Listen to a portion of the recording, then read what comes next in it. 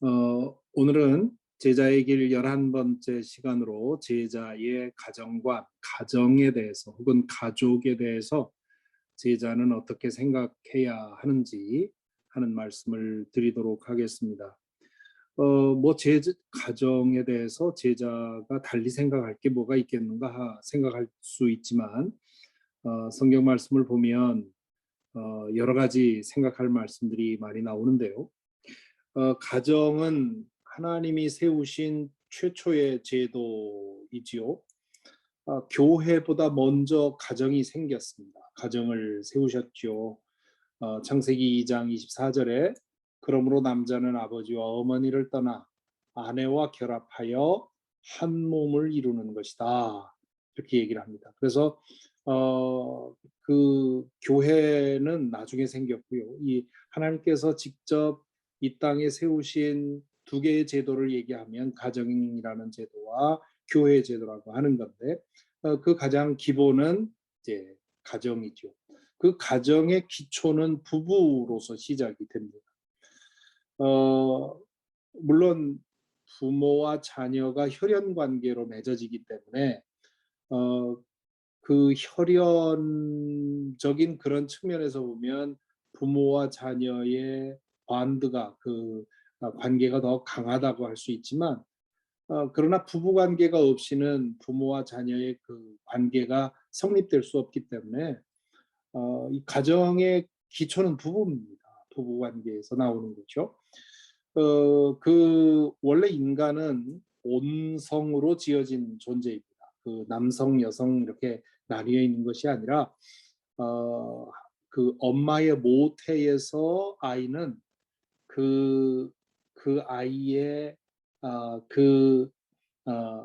이 내면은 어, 그 남성과 여성으로 분화되는 그런 시기, 내가 남성이구나, 내가 여성이구나 하고 그러한 한쪽을 버리고 한쪽을 택해서 한 성을 자기가 채택하는 그러한 과정, 그것이 보통 한 3살에서 5살 뭐 그 사이에 주로 많이 이루어지는데, 그 이전에는 남성도 아니고 여성도 아니죠. 몸은 여성, 남성으로 나왔지만 그러나 아이는 그런 의식이 없습니다. 그러니까 온성 두 개가 다 합쳐진 존재인데, 성장 과정에서 내가 육신적으로 이 남성으로 태어났으면 그 여성성을 버리고 남성성을 택해서 남성이 되는 것이고요. 여성은 또 이제 자기 남성성을 버리고 여성성을 택하는, 그래서 남성과 여성으로 분화가 되는 거죠. 바로 이 분화 과정이 정상적으로 되지 않으면 이제 성 정체성에 있어서 혼란이 생기는 거죠. 내가 몸은 남성인데 여성이라고 자꾸 생각이 된다거나 이런 경향이 생깁니다. 물론 이제 그러한 혼란이 굉장히 심해져서 고쳐지지 않는 경우에는 뭐 성전환 수술도 하고 이렇게 되지요. 그런데 사실 요즘 성소수자 운동, 권리 운동이 강해지면서 어, 어린 아이들이 자라는 과정에서 남성으로 혹은 여성으로 이렇게 분화되는 과정을 도와주는 것을 오히려 나쁘게 얘기하는 그러한 경향이 좀 있습니다. 그래서 그 점에 대해서는 참 안타깝게 생각을 하지요. 젊은 친구들일수록, 그리고 이 성소수자 운동이나 이런 것에 대해서 이렇게 그런 어떤 사상에 익숙해진 젊은이들은 아이가 태어나서 아이가 그 자기 육신에 주어진 성을 택해서 그 성으로 이 아이가 분화되는 것을 도와주는 것이 잘못된 것이라고 생각을 하고, 그리고는 아이가 아무거나 할 수 있도록 이렇게 중성적으로 아이를 키우는 것을 잘하는 것이라고 생각하는 그런 경향이 점점 강해지고 있습니다. 그렇게 되면 아이가 이 남성 혹은 여성으로 분화되는 과정이 더 늦어질 수 있고 또 혼란이 더 심해질 수 있죠. 그래서 이제 최근에 이 성소수자들이 그 점점 더 많아진다는 그런 보도도 있지 않습니까? 그래서 그런 점은 참 안타까운 일이죠. 이 성소수자로 이렇게 확고된 이 고정된 사람들에 대해서는 우리가 그 편견을 가지지 않고 그들이 정상적으로 살아갈 수 있도록 도와줘야 되지만, 아이들이 자라는 과정에서 이 자기 몸에 주어진 성을 택해서 그 성으로 살아갈 수 있도록 도와주는 것이 가장 우선적으로 해야 될 일이지요. 그리고 그 남성과 여성이 합해서 온성을 이루는 것은 그건 결혼을 통해서 이루어지는 것입니다. 그래서 이 결혼이라고 하는 것은 남성은 나의 잃어버린 한쪽, 여성은 여성 그 잃어버린 또 다른 한쪽을 결혼을 통해서 서로 만나서 이루기 위한 거룩한 연합이다. 그래서 이 결혼이라고 하는 제도는 하나님께서 인간을 인간답게 하는 그런 중요한 제도로 만들어 주셨죠. 그래서 이 가정에 대해서 성경은 굉장히 중요하게 생각을 합니다. 율법에 있어서 가정에 관한 그 말씀들을 찾아보면요.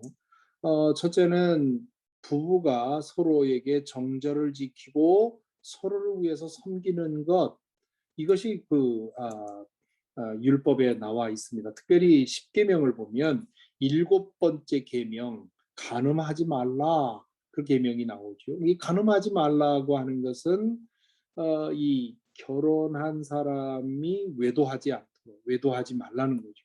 자기의 그 배우자에게 신실해라 하는 것이고, 열 번째 계명에 탐내지 말라 하는 것에 보면 내 이웃의 아내를 탐내지 말라, 그 항목도 들어있죠. 그것도 역시 자신의 배우자에게 신실하라고 하는, 그런 정절을 지키라고 하는 뜻이죠. 그런 점에서 부부관계를 매우 중요하게 생각하고 있다 하는 것을 볼 수 있고요. 두 번째, 자녀는 부모를 공경해야 됩니다. 그게 이 십계명의 다섯 번째 계명이죠. 너희는 너희 부모를 공경하여라. 이것을 이 부모 공경의 계명이 십계명의 대인 계명 중에 첫 번째입니다. 십계명이 크게 둘로 나뉘지요.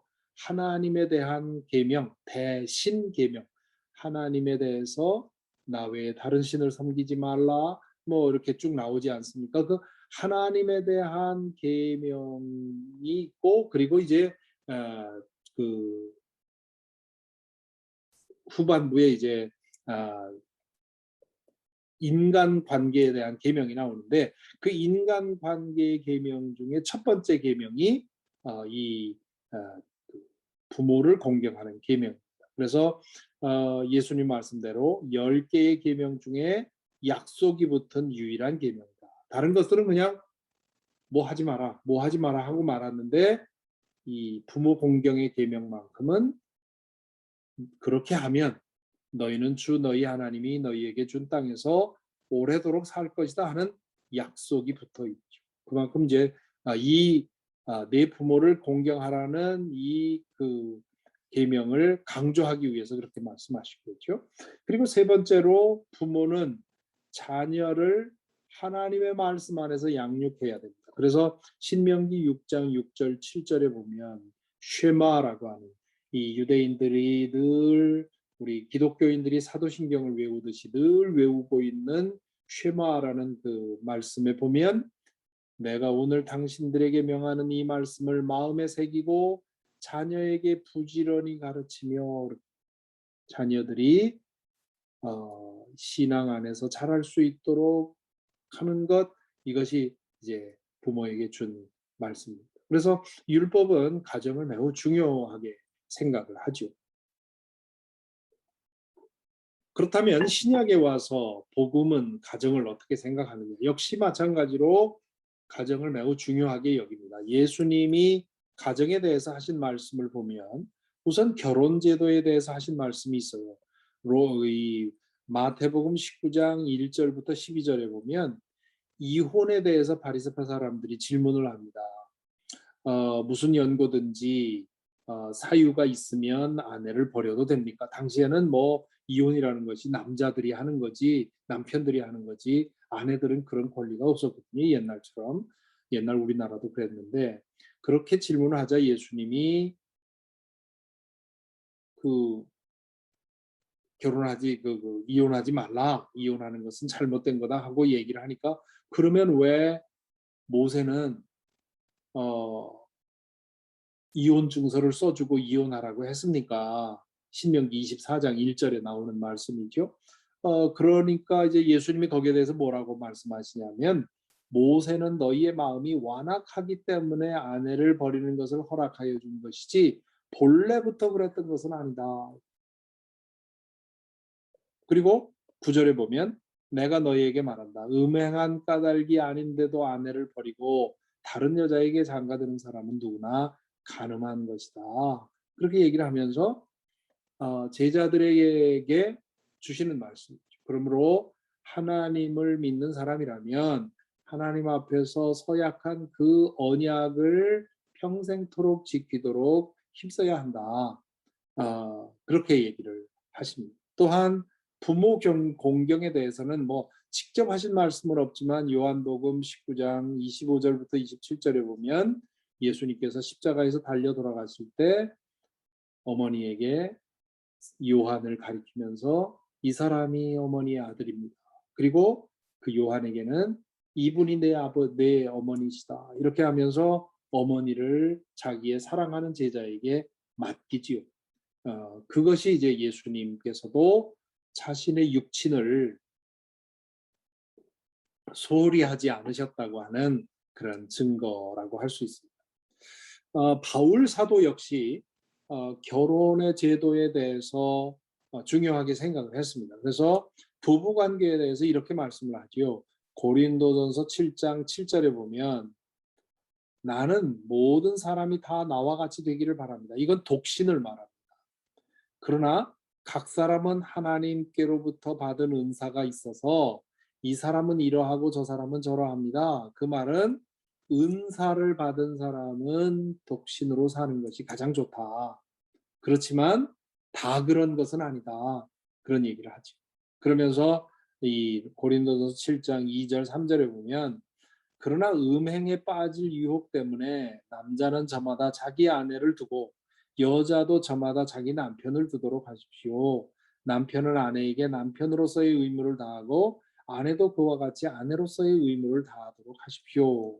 여기서 의무라고 하는 것은 성적인 의무를 말하죠. 그래서 그 뒤에 보면 이제 기도하기 위해서 영적으로 뭔가 전념하기 위해서 그 부부 관계를 멈출 때는 꼭 허락을 받고 하고 그리고 그 기간이 지나면 다시 합방을 하라 이제 그렇게 얘기를 하죠. 그래서 이 부부 관계라고 하는 것이 매우 중요한 하다고 하는 것 얘기를 합니다. 가장 좋은 것은 독신으로 살면서 하나님 나라를 위해서 헌신하는 건데 그런 은사가 없다면 결혼하는 것이 좋다. 그렇게 얘기를 하는 거죠. 그리고 잘 아는 에베소서 5장 21절부터 33절에 보면 부부는 그리스도 안에서 서로 섬기라 그렇게 말씀을 합니다. 이 말씀에 보면 아내에 대해서는 세 절을 사용을 하고요. 남편에 대해서는 9절을 사용을 합니다. 그 에베소서를 한번 보시면 그렇게 그렇게 나오는데요. 이 말은 아내에 대해서보다 남편들에 대해서 더 할 얘기가 많았다는 거죠. 왜냐하면 지금도 그렇지만 과거에도 부부관계의 문제는 주로 남편들에게서 오죠. 남편들의 그런 폭행과 외도와 고집과 이런 것으로 인해서 문제가 생기기 때문에 그 남편들에게 더 많은 말을 합니다. 그리고 이 아내에게 뭐라고 합니까? 그리스도 안에서 남편에게 복종하라. 그렇게 얘기를 합니다. 그거는 당시에 당시에 그 윤리적인 기준이에요. 그러니까 바울 사도가 그 그리스도인 아내들에게 특별히 요구한 게 없어요. 당시에 그 아내들이 하는 것처럼만 해도 된다는 것. 다만 그 이유가 남편이 무서워서가 아니라 그리스도 안에서 그리스도께 받은 그 은혜로 인해서 그렇게 하는 것 차이뿐이죠. 반면에 남편들에게는 그리스도가 교회를 위해서 당신을 내어준 것처럼 아내를 위해서 당신의 목숨까지도 주라고 얘기를 합니다. 그러니까 이거는 아주 혁명적인 것이죠. 그래서 바울 사도는 당시의 부부 관계에 있어서 아주 혁명적인 그런 가르침을 준 것이라고 하는 것을 자세히 살펴보면 알 수가 있습니다. 뿐만 아니라 부모와 자식의 관계에 있어서도 에베소서 6장 1절 4절에 보면 자녀에게는 부모에게 순종하라고 하죠. 이것도 역시 당시에 다 그렇게 하던 겁니다. 다만 부모에게는 자녀를 주님의 가르침 안에서 양육하라. 그리고 골로새서에 보면 노엽게 하지 마라. 네. 과거에 불과 50년 우리 세대 저 같은 세대만 해도 대부분의 아버지들이 자녀들을 함부로 했죠. 그래서 자녀들을 노엽게 하는 그런 그런 경험이 없는 분들은 정말 예외적인 축복을 받은 분들이고요. 대부분의 아버지들은 그렇게 자녀들을 함부로 하고 노엽게 하고 분노를 쌓게 만들었습니다. 그 바울 사도 시대도 그랬던 거죠. 그래서 바울 사도가 노엽게 하지 말고 주님 안에서 양육하라고 얘기를 합니다. 그래서 이 가정에 대해서 새로운 그런 도덕적인 윤리적인 기준을 제시를 했는데요. 그런데 이제 그 우리 믿는 예수 그리스도의 제자에게는 우리 혈연 가정만 있는 것이 아니에요. 혈연 가정을 뛰어넘는 또 다른 차원이 있다고 하는 것을 오늘 이 말씀을 통해서 보는데요. 그 뭐냐 하면 예수의 제자는 혈연의 가정을 위해 자신의 책임을 다합니다. 그게 지금까지 본 내용이죠. 부부는 서로에게 신실하고 성실하고 정절을 지키며 서로를 섬겨야 하고 부모와 자식 간의 관계도 마찬가지고요. 그 책임을 다 해야 됩니다. 그런데 그 혈연을 넘어서야 그 혈연의 가정보다 더 높고 영원한 것이 믿음의 가정이기 때문에 신앙은 영원한 아버지 하나님 아래에 모두가 영원한 가정이 됩니다. 따라서 혈연 가정을 포월해야 된다. 이 포월이라는 말이 좀 생소할 텐데요. 초월은 그것을 뛰어넘는 거고요. 포월이라고 하는 것은 그것을 쌓안고 뛰어넘는 겁니다. 그러니까 우리 예수 그리스도의 제자들은 내 혈연 가정에 대해서도 소홀히 하지 않지만 동시에 믿음의 가정까지 생각하는 그렇게 가정이 넓어져야 된다. 여기에 대해서 성경 말씀을 몇 군데 보면 마태복음 12장 48절 50절에 보면 예수님이 제자들과 함께 계실 때 제자들 그 가족이 찾아오죠. 예수님의 어머니 마리아에게 동네 사람들이 찾아와서는 당신의 아들이 귀신 들린 게 분명하오 뭐 이러면서 빨리 가서 그 아들을 좀 어떻게 하라고 얘기를 했던 거죠. 그래서 이 어머니 마리아와 동생들이 예수님에게 찾아온 것. 그러면서 예수님을 좀 봤으면 좋겠다. 사람들이 모여 있으니까 전가를 보낸 거죠. 그러자 예수님께서 가족들이 찾아왔다는 얘기를 듣고는 뭐라고 하시느냐? 돌아보면서 누가 나의 어머니며 누가 나의 형제들이냐? 보아라, 나의 어머니와 나의 형제들이다. 하늘에 계신 내 아버지의 뜻을 따라 사는 사람이 곧 내 형제요, 자매요, 어머니다. 자, 이 말은 잘못 들으면 마치 자기 가족을 도외시하고 무시하는 것처럼 보일 수 있는데 그런 뜻이 아니죠. 지금 예수님은 자신에게 어떤 일이 생기면 그것을 계기로 어떤 말씀을 주시는데 지금 가족들이 찾아왔다고 하는 얘기를 듣고는 그것을 계기로 삼아서 하나님 아버지를 한 아버지를 모신 한 영적 가족에 대해서 얘기를 하는 거예요. 그래서 이 말씀을 통해서 하나님 아버지를 믿는 사람은 모두를 형제 자매로 볼 수 있는 그런 시각이 열려야 된다는 것이죠. 또 마태복음 10장 34절부터 37절에 보면 아주 그 자극적인 말씀이 나오죠. 너희는 내가 세상에 평화를 주려고 온 줄로 생각하지 말아라. 평화가 아니라 칼을 주려고 왔다.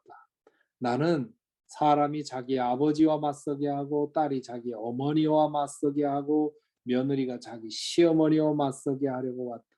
사람의 원수가 자기 집안 식구일 것이다. 나보다 아버지나 어머니를 더 사랑하는 사람은 내게 적합하지 않고 나보다 아들이나 딸을 더 사랑하는 사람도 내게 적합하지 않다. 이 말씀이 많은 사람들에게 특별히 우리나라의 초기에 복음이 전해질 때 기독교인들은 후레자식들이라고 하는 그런 그 욕을 먹게 한 그런 말씀이죠. 있는 그대로 액면 그대로 보면 그렇지만 예수님이 지금 여기서 말씀하고 있는 것은 믿음이 한 가정에 들어갈 때 그 믿음으로 인해서 불화가 생길 것이다. 그런 것을 말합니다. 사실 이것은 아마 여러분 중에도 겪으신 분들이 많을 거고요. 저도 초기에 제 어릴 적에 저희 아버님 또 저희 할아버지에게 믿음이 들어가는 과정에서 경험한 일입니다. 정말 그 가족 중에 한 사람이 온전한 믿음에 들어가게 되면 다른 가족들이 그걸 적대시하고 박해하고 핍박하고 이런 일들이 많이 있습니다. 이것은 결국 온전한 평화를 얻기 위한 잠정적인 불화. 지금 이 말씀을 통해서 예수님이 하시는 말씀은 이 혈연 관계보다 더 뛰어넘는 영원한 관계가 있다. 그래서 만일에 내가 내 아버지와 화평하기 위해서 아버지와 관계가 깨지지 않기 위해서 나는 그럼 예수님 안 믿겠다. 그러면 예수님보다 아버지가 더 중요해지. 그것은 예수님이 누구인지를 모르고 하는 말이에요. 그래서 이 말씀은 혈연의 관계를 뛰어넘는 그것보다 더 영원하고 더 참된 것이 있다고 하는 말씀이고요. 또 누가복음 9장 59절부터 60절에 보면 또 예수께서 다른 사람에게 나를 따라오너라 하고 말씀하셨다. 그러나 그 사람이 주님, 내가 먼저 가서 아버지의 장례를 치르도록 허락하여 주십시오. 그러나 예수께서는 그에게 말씀하셨다. 죽은 사람들을 장사하는 일은 죽은 사람에게 맡겨두고 너는 가서 하나님 나라를 전파하여라. 아버지의 장례를 치르는 것은 오늘 우리 한국 사람들도 그렇고 미국 사람 어느 나라든지 간에 부모의 장례를 치르는 것은 자식에게 있어서 가장 우선되는 일이죠. 그렇기 때문에 부모님 돌아가셨다고 하면 모든 것을 제쳐놓고 뛰어가야 되는 것이죠. 지금 이 제자 어떤 사람에게 예수님이 그렇게 얘기를 한 겁니다. 내가 먼저 아버지의 장례를 치르게 해주십시오. 그러자 예수님이 그에게 죽은 사람들의 장례는 죽은 사람들에게 맡겨놓고 너는 가서 하나님 나라를 전파해. 이것은 하나님 나라를 전파하는 것이 그만큼 급한 일이다라고 하는 말씀이죠. 학자들은 이 말씀을 두고 과연 예수님이 이 사람이 아버지의 장례를 치르는 것을 치르지 않아도 되는 것처럼 말씀하신 걸까? 그렇게 생각하지는 않습니다. 예수님이 늘 이렇게 좀 도발적으로 말씀을 하셨기 때문에 누구에게든 예수님을 따르는 사람들은 부모 장례식 지내는 거 무시해라 이런 뜻으로 말씀하신 것이 아니라 이 혈연 관계보다 더 중요한 관계가 하나님 나라를 얻는 것이라고 하는 것을 가르치기 위해서 이렇게 말씀하신 것으로. 그리고 9장 61절 62절에 보면 또 다른 말씀이 나오는데, 또 다른 사람이 말하였다. 주님, 내가 주님을 따라가겠습니다. 그러나 먼저 집안 식구들에게 작별 인사를 하게 해주십시오. 그래서 예수께서 그에게 말씀하셨다. 누구든지 손에 쟁기를 잡고 뒤를 돌아다보는 사람은 하나님 나라에 합당하지 않다. 지금 이 말씀에서도 예수님이 말하는 것은 혈연 관계보다 더 중요한 관계가 있다는 거죠. 그렇다고 해서 인사도 하지 말라, 가족을 버려라 이런 뜻이 아니라, 그렇게 이 말씀을 오해하고 그렇게 행동하는 사람들도 있었죠. 그거는 그 말씀을 오해한 것이고 자기 자신을 합리화시키는 일이죠. 앞에서 본 것처럼 예수님은, 그리고 하나님은 우리의 혈연 가족을 함부로 해도 되고 그 모든 책임을 버려도 되고 무책임해도 되고 내 가족들을 버려도 된다는 뜻이 아니라, 가족들에 대한 의무도 다하지만 그러나 그 혈연 관계보다 더 중요한 관계가 있는 것을 알라고 하는. 그래서 로마서 8장 29절에 보면 하나님께서는 미리 아신 사람들을 택하셔서 자기 아들의 형상과 같은 모습이 되도록 정하셨으니 이것은 그 아들이 많은 형제 가운데서 맏아들이 되게 하시려는 것입니다. 지금 이 말씀은 하나님의 가정, 하나님이 한 분 아버지이고 예수님이 맏아들이고, 그리고 우리 모두는, 믿는 사람들은 형제 자매들로서 영원한 한 가정이라고 하는 것을 얘기를 합니다. 그 하나님의 영원한 가정에 이 땅에서 우리가 경험할 수 있도록 주신 것이 교회죠. 그래서 신앙 공동체, 즉 교회는 하나님 안에서 얻는 새로운 가정입니다. 그리고 이 가정은 새하늘과 새 땅에서 완성되는 거죠. 그러므로 교회는 우리에게 또 다른 가정인 것입니다. 사도행전 2장 44절부터 46절에 보면 초대 예루살렘 교회에 대한 이야기가 나오죠. 여기에 보면, 이 내용을 보면 이건 완전히 한 가정이 된 겁니다. 그 교회가. 믿는 사람들이 모두 함께 지내며 모든 것을 공동으로 소유하였다. 그들은 재산과 소유물을 팔아서 모든 사람에게 필요한 대로 나누어 주었다. 그리고 날마다 한 마음으로 성전에 열심히 모이고 집집이 돌아가면서 빵을 떼며 순전한 마음으로 기쁘게 음식을 먹.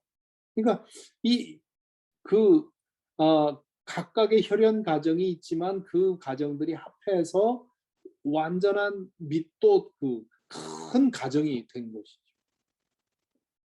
이런 교회의 모습을 저도 어릴 적에 제 고향에서 경험을 했었는데, 오늘날 교회가 이렇게 커지다 보니까 이러한 그 믿음의 가정으로서의 교회의 그 모습을 우리는 잘 경험할 수가 없습니다. 그래서 이제 교회가 커지면 속회로 묻고 그 속회 안에서 그런 그 믿음의 가정으로서의 교회를 경험하게 하죠.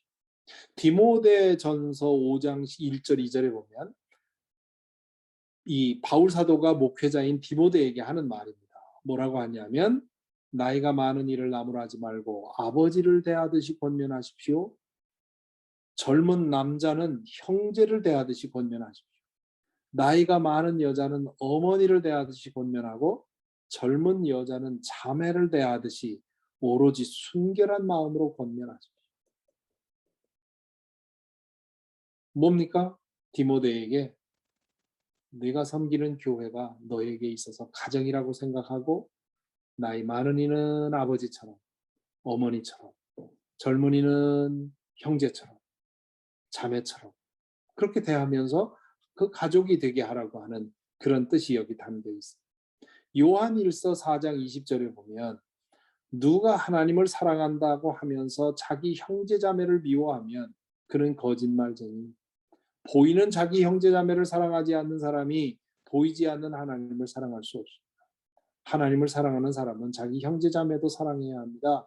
우리는 이 계명을 주님에게서 받았습니다. 여기 형제 자매라고 하는 말은 두 가지 의미죠. 하나는 혈연의 형제 자매를 말합니다.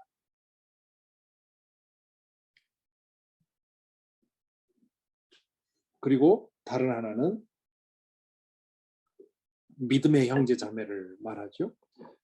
혈연의 형제 자매, 믿음의 형제 자매들을 사랑하지 못하면서 하나님을 사랑한다고 하는 건 말이 안 된다. 그런 말을 하죠. 그래서 우리 속담에 피는 물보다 진하다 하는 말이 있죠. 혈연 관계라고 하는 게 그렇게 중요하다는 말인데 그 말을 더 연장한다면 믿음은 피보다 더 진하다. 그렇게 말할 수 있죠. 사실 우리 미국이나 한국 같은 데서는 별로 그런 것을 경험하지 못하지만 기독교가 아주 소수이고 박해받는 특히 무슬림 컨트리에 가보면 정말 믿음 때문에 가족으로부터 쫓겨나서 교회가 완전한 그 가족이 된 그런 경우를 많이 봅니다. 오래전에 한 20년 전에 벵글라데시에 어느 신학교에 가서 한 2주 동안 가르친 적이 있었는데 그때 거기서 만난 한 청년이 그런 얘기를 하더라고요. 자기가 자기가 예수 그리스도를 믿으면서 집안으로부터 완전히 추방당해서 지금은 연락도 못한다. 그리고 나는 지금 이 교인들이 내 가족이다. 그렇게 얘기해요. 믿음이 피보다 더 진하다. 그래서 지금 말한 것처럼 가족이 자신의 신앙을 반대해서 내쫓는 경우, 그런 경우는 어쩔 수 없지만 그러나 그렇지 않은 경우 가족을 등한히 하는 것은 제자의 모습이 아닙니다. 디모데전서 5장 8절에 보면 이렇게 얘기를 하죠. 누구든지 자기 친척, 특히 가족을 돌보지 않으면 그는 벌써 믿음을 저버린 사람이요 믿지 않는 사람보다 더 나쁜 사람이고 이 가족에 대한 책임을 다하라고 하는 말이죠. 제 어머니가 요양원에 계실 때 1년에 한 번씩 이제 귀국해서 그 어머니 찾아뵙고 했었는데 그때 그 요양원에 한 10명 정도가 계셨는데 그 원장님이 하시는 말씀이 거기에 있는 어떤 할머니는 2년째 자식이 어디 산다고 하는데 2년째 돈만 자동이체로 보내고 한 번도 와보지 않는다. 그러면서 그럴 수가 있느냐 이제 그런 얘기를 하는 것을 들었는데 어, 그 자기 친척, 자기 가족을 돌보는 것, 책임을 다하는 것 이거 우리가 해야 되는 일이고요. 어,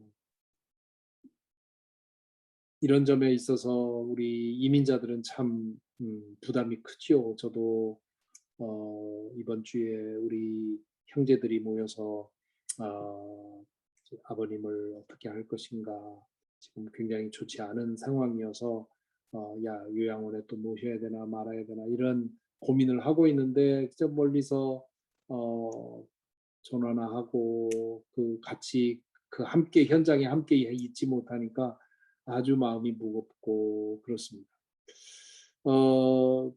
그런 상황에서 내가 할 수 있는 일을 찾아서 어찌됐든 그 형제들의 부담을 줄이기 위해서 나도 뭔가를 하려고 애를 쓰고 있는데 자기 가족을 등한히 하는 것은 그것은 제자의 모습이 아닙니다. 그런데 반대로 자기 가족만 아는 것도 제자의 모습이 아닙니다. 제자는 혈연 가족에 대한 사랑과 돌봄의 의무도 다해야 하지만 믿음의 가족들을 위해서도 그리해야 하죠. 그래서 갈라디아서 6장 10절에 보면 그러므로 기회가 있는 동안에 모든 사람에게 선한 일을 합시다. 특히 믿음의 식구들에게는 더욱 그렇게 합시다. 그렇게 얘기합니다. 그래서 내 가족을 넘어서서 내 믿음을 통해서 가족의 범위를 넓힙니다. 그리고 믿는 사람들만이 아니라 믿지 않는 사람들도 결국은 하나님의 자녀로서 우리의 형제 자매인 것이죠. 그래서 이 모든 내용을 정리를 한다면 제자에게는 거룩한 결혼과 거룩한 독신 두 가지의 선택지가 있습니다. 여기서 이제 거룩한 독신, 이 거룩하다고 하는 것은 이 결혼이 거룩하다고 하는 것은 결혼의 언약을 서로 지키면서 서로에게 성실한 것을 말하고, 독신이 거룩하다고 하는 것은 요즘 젊은이들의 추세처럼 즐기기 위한 독신이 아니라 하나님 나라를 위해서 헌신하는 그런 독신을 말하지요. 지금 미국도 그렇고 한국도 그렇고 그 비혼주의자, 나는 결혼 안 하고 살겠다 하는 그런 사람들이 많고, 또 젊은이들이 경제적으로 어렵다 보니까 결혼을 안 하고, 결혼을 해도 자녀를 안 갖고, 뭐 이 여러 가지 그런 그 가정의 과거에 그냥 당연히 이래야 된다고 하는 그런 결혼관이 굉장히 많이 달라지고 있습니다. 그래서 이런 것들이 참 염려되는 부분인데요. 제자에게는 그런 선택지가 있고, 제자는 혈연 가족에 대한 책임을 다하도록 힘써야 한다는 것이고요. 그 혈연 가족은 영원한 가족에 대한 모조품이다. 그래서 혈연의 부모는 영원한 부모를 위해 잠시 역할을 하는 양부모입니다. 그리고 혈연의 자녀는 참된 부모를 만나기까지 마타기 이르는 양자녀죠. 그래서 부모의 과제는 자녀들이 영원한 아버지 그리고 영원한 어머니 만나는 그 매개 역할만 해주면 부모의 역할은 99% 되는 겁니다. 그 나머지는 정말 부수적인 것이죠. 나머지 하는 모든 일은 그 일을 위해서 하는 것입니다. 부부는 영원한 사랑을 만나기 전까지 잠시 대리하는 사람들입니다. 결국 저는 저의 영원한 사랑은 하나님이고, 제 아내의 영원한 사랑도 하나님입니다. 다만 이 세상에 사는 동안 그 대리로 서로 사랑하도록 만나서 살아가는 것이죠. 그러므로 영원한 가정은 하나님 안에 있습니다.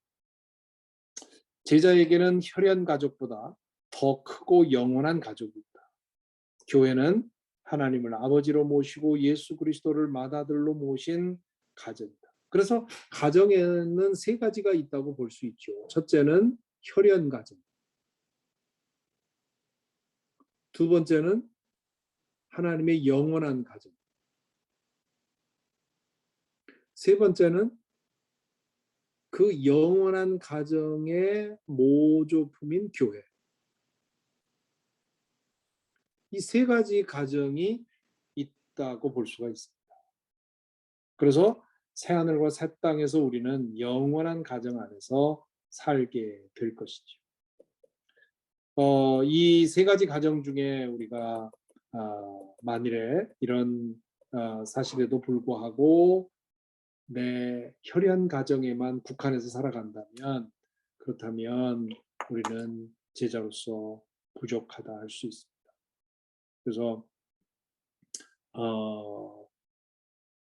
오늘 이 말씀을 통해서 가정에 대한 우리의 자세, 혈연 가정에 대해서, 그리고 영원한 가정에 대해서, 그리고 그 영원한 가정에 이 땅에서 그 영원한 가정을 경험하도록 우리에게 주신 교회라고 하는 가정, 이 가정을 생각하면서 혈연 가정에 대해서는 내 책임을 다해서 그 영원한 가정을 보게 해주는 거울이 되게 하고, 또 영원한 가정에 대해서는 정말 그 영원한 가정 안에 내가 이미 들어가 있다고 하는 그런 감사와 기쁨을 가지고 이 땅에서 우리에게 주신, 지금 우리에게 맡겨주신 교회를 이 가정으로 생각하고 서로 섬기고 사랑하는 그런 것이 오늘 우리에게 주어진 책임이라고 믿습니다.